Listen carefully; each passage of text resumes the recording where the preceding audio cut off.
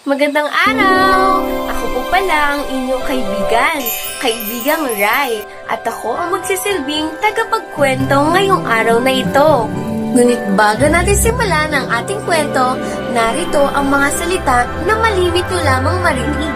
Ito ang pag-unlad, magtungo, at hardin. Gamitin natin ito sa isang pangungusap. Ang mga bata ay naglalaro sa hardin ng kanilang bahay tuwing hapon. Agad silang nagtungo sa pila ng kanilang pangkat. Ang pag-unlad ng iyong sarili ay ang pamumuhay na may mabuting pakikipagkapwa.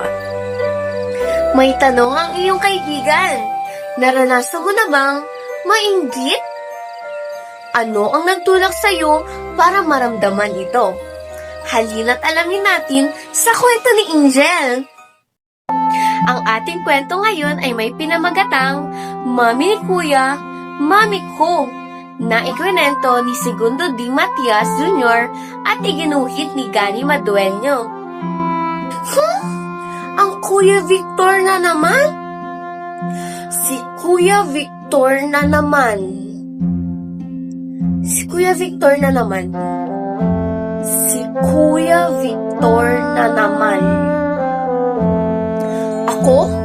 Kayang-kaya kong maligo mag-isa. Kayang-kaya ko rin magbihis mag-isa. Kayang-kaya ko kumain mag-isa.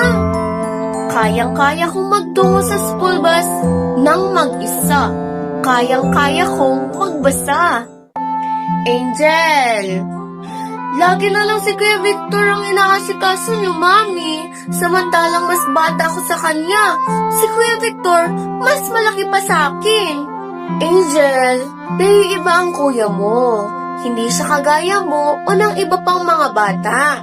Ipinanganak siya na sadyang mabagal ang pag-unlad ng pag-iisip, ng mga galaw, at pagsasalita. May Down syndrome siya. Down syndrome? Isa siyang espesyal na bata na kailangan ng karagdagang kalinga mula sa akin at sa iyo na rin. Sana ay maintindahan nito. Paliwanag ni Mami. Mula noon, lagi kong tinutulungan si Kuya Victor sa pagbibihis, tuwing kumakain, at tuwing magtutungo sa school bus. Kinukwentuhan ko rin siya at sinasamahan na maglaro sa aming hardin. Espesyal ang kuya ko at lalong espesyal si Mami dahil mahal na mahal niya ang Kuya Victor ko.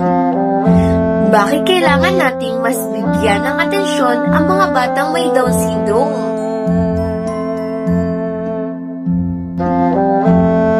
Upang mas nilangin natin ang ating kaalaman, narito ang link para sa ating activity. Paalam!